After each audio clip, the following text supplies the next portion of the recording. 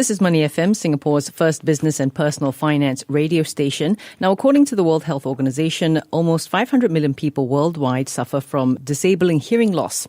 Almost 40 million of them are children. That's up 23% compared to 5 years ago. And if this continues, it's 900 million people suffering from disabling hearing loss by 2050. Now, enter Rock Human Devices, which is on a mission to bring a non-invasive and cost-effective hearing device to the market. It's all out of the box and all that, and we need some explanation for it. Stuart Kerr is founder of Rock Human Devices. It's a Singapore startup. Stuart, thanks for joining us today. Thank you very much for having me. Do you know how people say you've got to write what you know, do what you know? Mm-hmm. What was the impetus then for this particular device? Personal experience, maybe? Well, basically, I've always loved inventing and designing things. Even when I was working full-time or studying full-time, I used to spend my weekends and evenings designing stuff, building stuff. And I remember one time we were having a family dinner, and I think there were friends of family visiting also.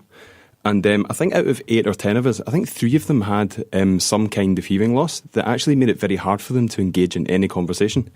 So this was innate, born with, or just injury that they might have suffered? Some developed over time, and some actually. I think one person had it since birth, and the other 2 had it kind of develop over time. So something I noticed is that they were very stubborn against the fact that they had hearing loss. They didn't want to get a hearing aid because they felt that they would be identified as somebody with hearing loss. But they were all happy to wear glasses. I wondered why these 2 things haven't ever been put together. So I built a prototype and I tried it on the first few trial users, and the response was unbelievable. It was great.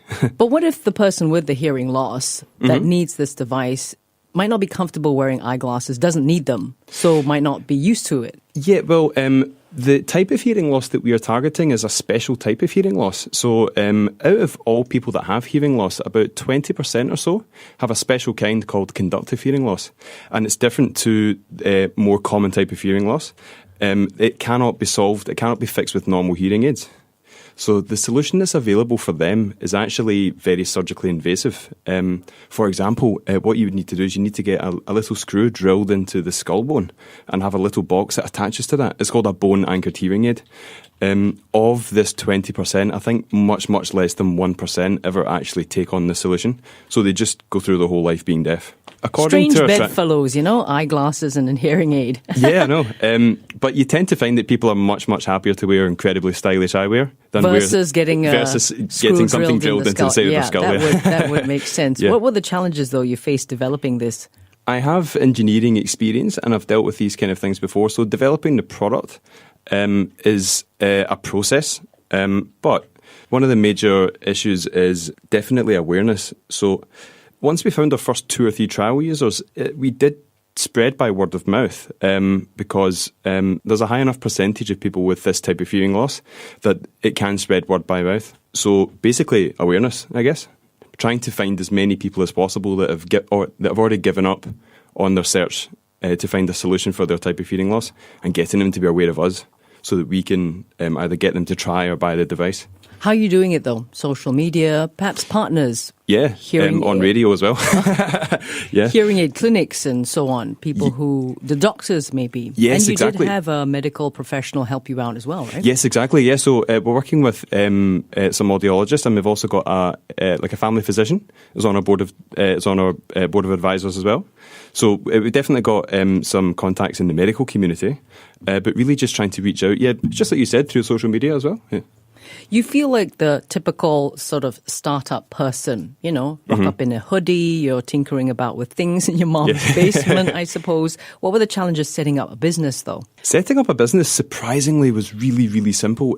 Even as a foreigner in Singapore, it was remarkably simple. We went to an agency, and within 10 or 15 minutes, we had an incorporated company, and I couldn't believe it could be so simple. I mean, I compare to the process back home in the UK, and I'm thinking, oh man, it's so much easier here. It's no wonder that, startups are really a big thing in Singapore because it's made so easy for us, How's it going so far, though? It's going very well. We had already secured our first round of funding. It was the first $100,000, and that basically got us to the point where we could develop a range of prototypes that look like and work like what we envision the final product to be. And the next step for us is to secure much larger sum of funding, over $1 million. And what this will allow us to develop the device so that it can be manufactured, and also to get a medical device certification for sale in Europe and in Singapore. We want to sell in Singapore as soon as possible, of course.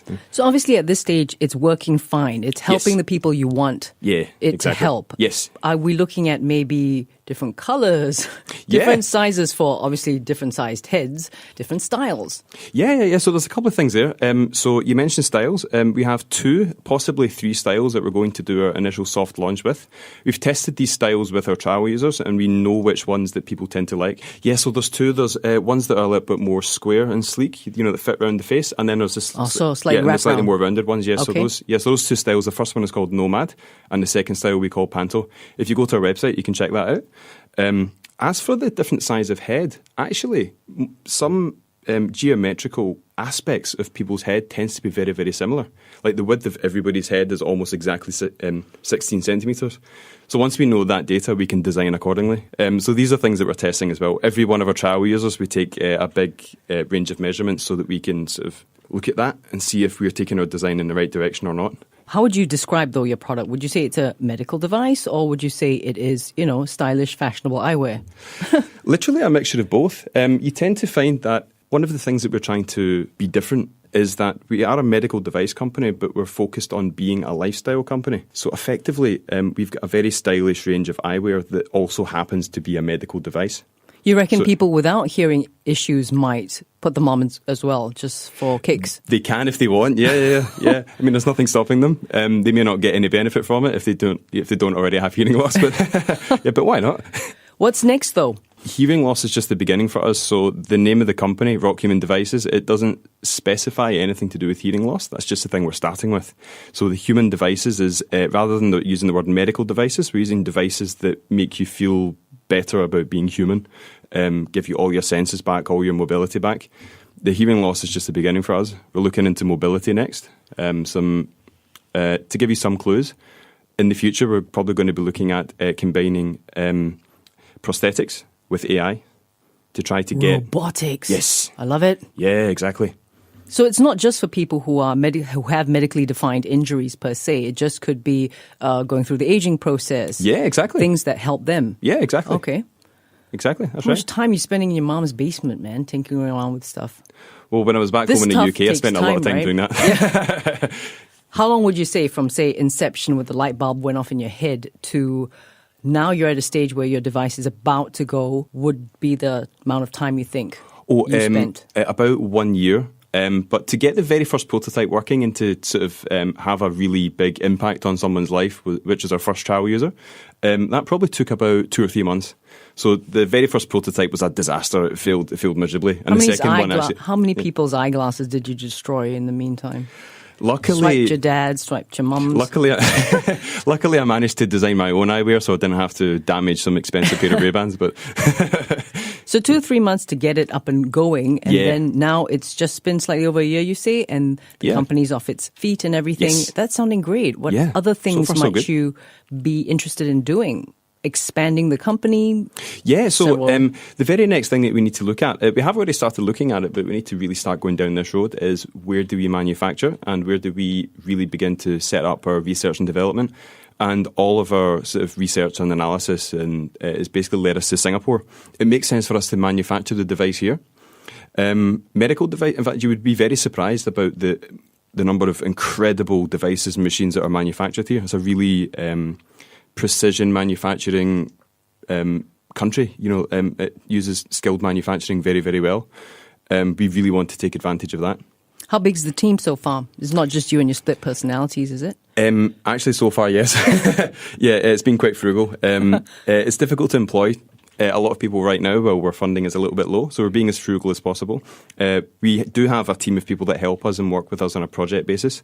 So that's how we're getting by for now, and so far so good, but that's not sustainable. Did you bootstrap as well? Basically, yeah. Yeah, so the first, I think $25,000 or something like that of prototyping and testing equipment was all just out of my own pocket. Yeah, we'll buy you lunch in a bit. Well, thanks very much. That would be nice. Stuart Carr, founder of Rock Human Devices. Check them out at rockhumandevices.com.